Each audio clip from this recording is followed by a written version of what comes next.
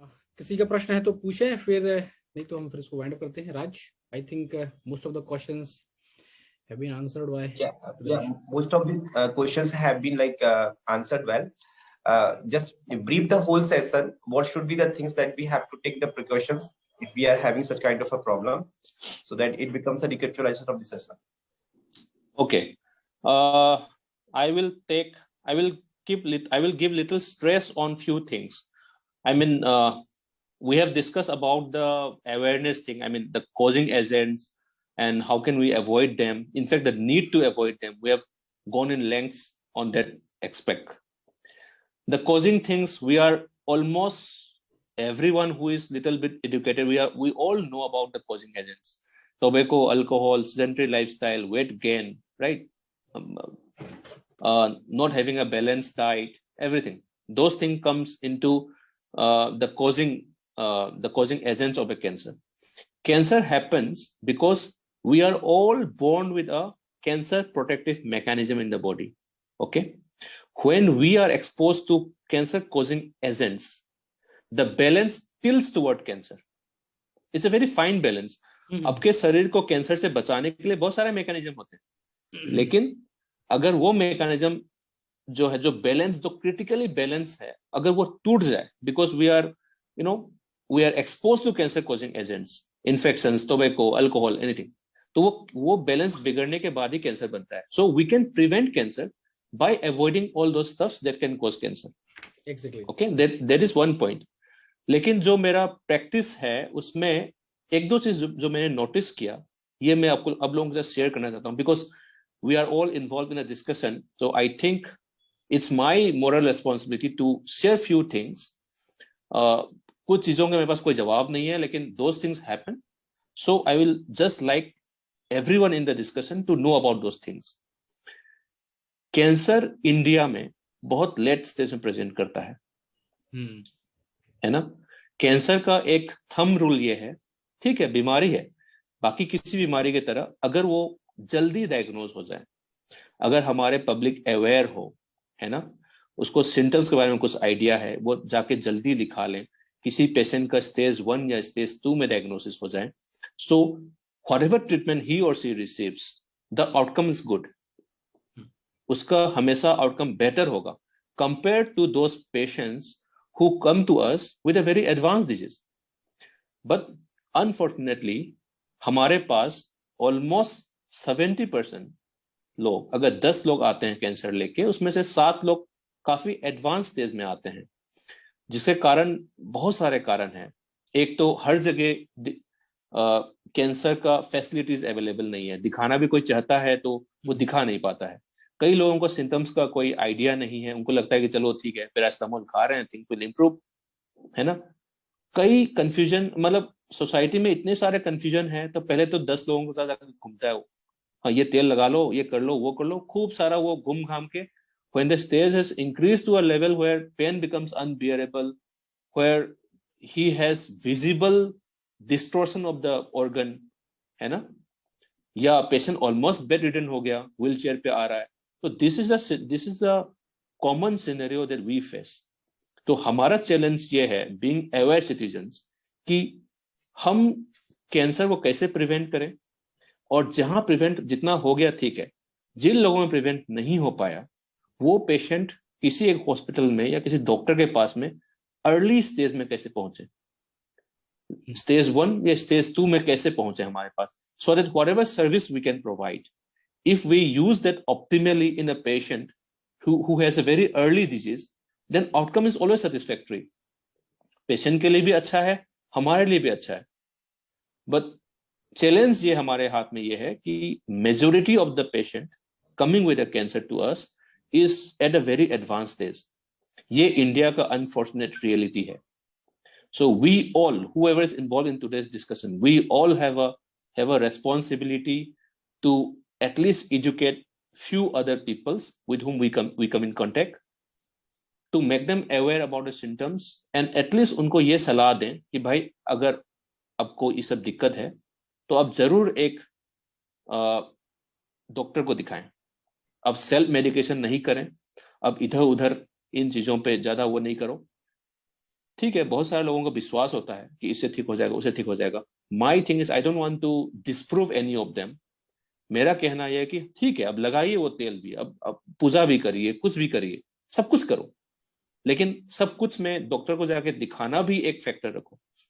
At least you go and meet, है ना। तो अभी जो प्रेजेंट हमारा ऑन्कोलॉजी का प्रैक्टिस है, उसमें मुझे लगता है कि सर्जरी को और कम्प्लेक्स करना और बेहतर सर्जरी करना, those are things that goes on and on and on.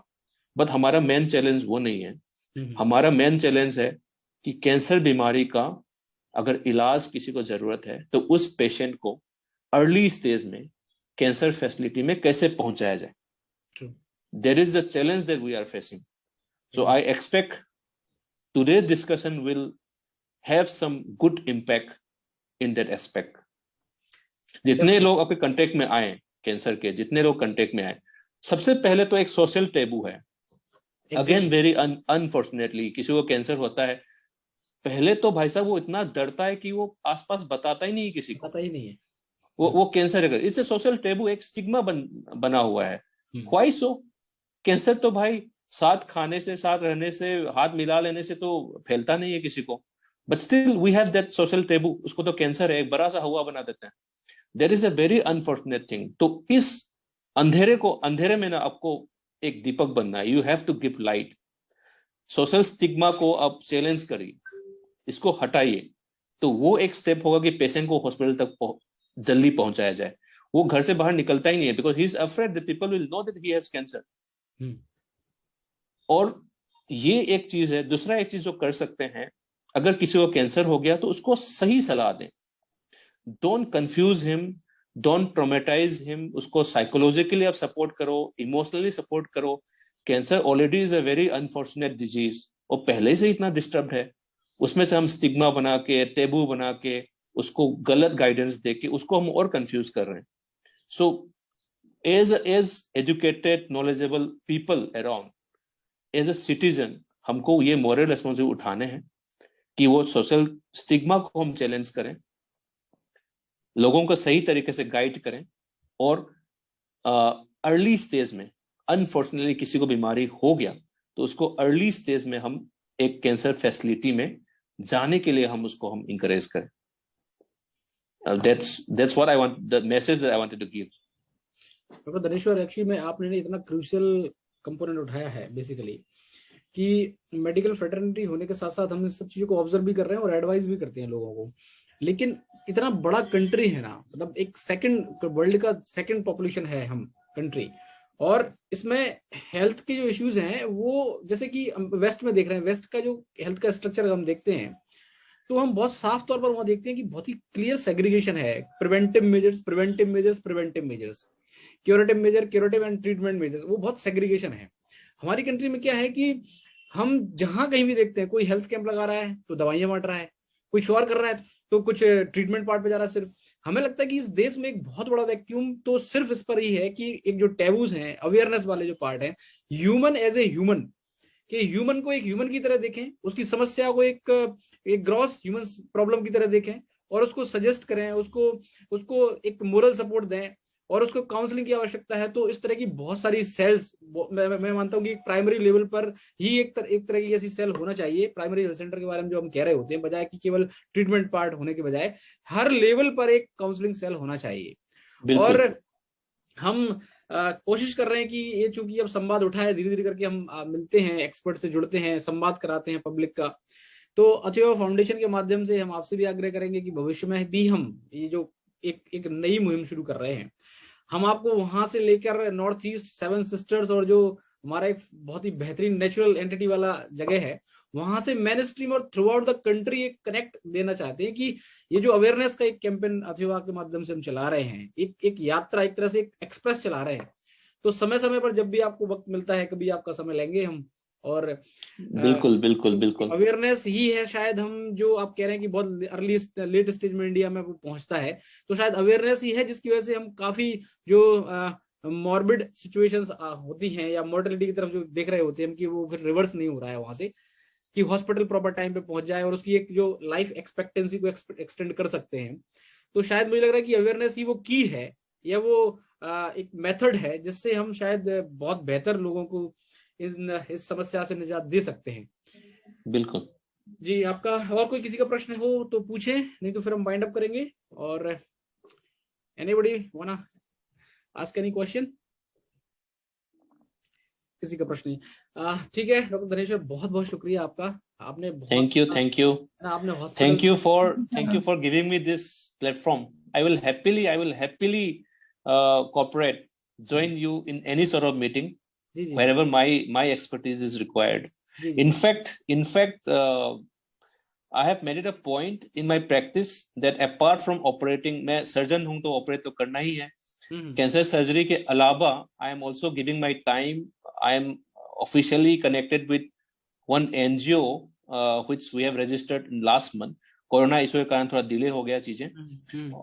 मेरा प्लान है कि मैं लिटरली मतलब मंथ में कम से कम 2 दिन में सिर्फ और सिर्फ अवेयरनेस फैलाने में अपना टाइम दूं। तो एक फोरम है, एक एनजीओ है जिसको जस्ट अभी रजिस्टर्ड किया है, तो I will happily join any sort of discussion, meeting, programs for your NGO too. जी बिल्कुल बिल्कुल। वो एक और हमारे श्रोताओं को बता दें कि डॉक्टर धनेश्वर को यूट्यूब चैनल्स पर भी आप देख सकते हैं। जो स्टेट मणिपुर का जो ऑफिशियल चैनल है स्टेट का, वहां पर भी एडवाइस देते हैं, कंसल्टेशन देते हैं। तो आप But those will be in Manipuri. लेकिन हम कई सोशल मीडिया प्लेटफॉर्म पर देखते हैं आपको एडवाइस करते हुए। This is a wonderful exercise. I think you are doing a justice with your profession, and as well as going to be on a noble path of serving the humanity. And हम सब wish करते हैं कि आप इसमें I take it as my responsibility. That's great. That is what we call as the highest human virtue. When we consider that the society's privileges are responsibility, and providing services are our duty and ownership, that we always consider. So thank you so much, Dr. Dhaneshwar. बहुत बहुत शुक्रिया आपका। आप Thank you. Next time भी जब भी होगा तब आपको। Thank you, sir. Thank you everyone to be part of this program. Thank you. चलो फिर wind up। Thank you, Dr. Dhaneshwar. Thank you very much. Thank you. Thank you, sir. Thank you. Okay, Dr. Okay, thank you. Okay. And thanks to all who joined the session. Thanks to all. Okay.